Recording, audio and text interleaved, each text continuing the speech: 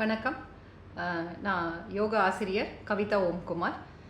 இன்றைக்கி வந்து PCOD PCOS அப்படின்னு சொல்லிட்டு ஒரு முக்கியமான ஒரு டாபிக் பற்றி பேச இருக்கிறோம். இது வந்து விமென் வந்து ரொம்ப காமனாக எதிர்கொள்கிற ஒரு இஷ்யூன்னு சொல்லலாம். இப்போ ரீசன்ட் டேஸாக இப்போ முதல்ல பிசிஓடி பிசிஓஎஸ்னால் என்ன, அதற்கு யோகா மூலமாக என்னென்ன தீர்வுகள் அப்படிங்கிறத பார்க்க இருக்கிறோம். இப்போ PCOD PCOS polycystic ovary disease பிசிஓடிங்கிறது.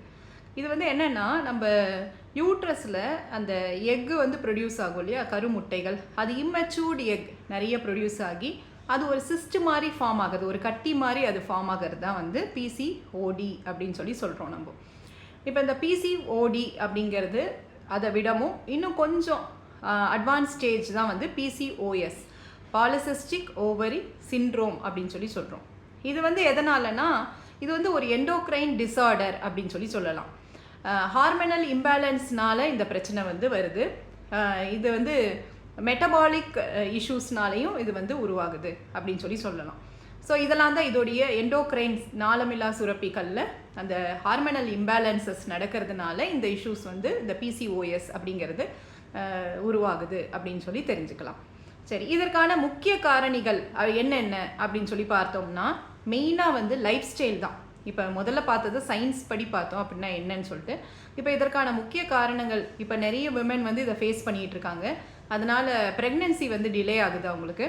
அதற்கு முக்கிய காரணம் வந்து பார்க்குறப்போ அவங்களுடைய லைஃப் ஸ்டைல், அதாவது உணவு வந்து நல்ல ஒரு ஃப்ரைட் ஐட்டம்ஸ் எடுத்துக்கிறது, நிறைய வந்து ஃபேட்டாக இருக்கக்கூடிய ஐட்டம்ஸ் எடுத்துக்கிறது, நான்வெஜ் ஃபுட்டு வந்து நிறைய எடுத்துக்கிறது, இந்த மாதிரி எதுவுமே ஒரு அளவில்லாத நிறைய ஃபுட் எடுத்துக்கிறது, இதெல்லாமே அதோடைய மெயின் ரீசன் ஆகுது. அதே போல் ஸ்ட்ரெஸ், அதுவும் இம்பார்ட்டண்ட் ஃபேக்டர் ஆகுது. இப்போ வந்து நிறைய விமென் வந்து ஒர்க்கிங் விமெனாக இருக்கிறாங்க. அவங்க ஒர்க் லைஃப்பையும் பர்சனல் லைஃப்பையும் பேலன்ஸ் பண்ணணும்.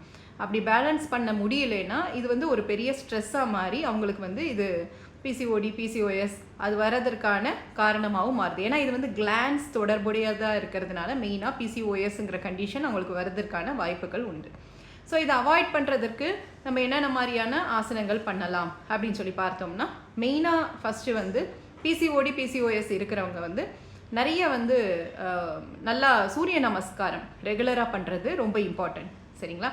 ஸோ சூரிய நமஸ்காரம் ஒரு நல்ல ஒரு யோகா டீச்சர்கிட்ட நீங்கள் கைடன்ஸ் எடுத்துக்கிட்டு ப்ராப்பராக சூரிய நமஸ்காரம் கற்றுக்கிட்டு சூரிய நமஸ்காரம் கரெக்டாக பண்ணிங்கன்னா அது உங்களுக்கு நல்லது. அதை தவிர்த்து இன்னும் நிறைய ஆசனங்கள் இருக்குது.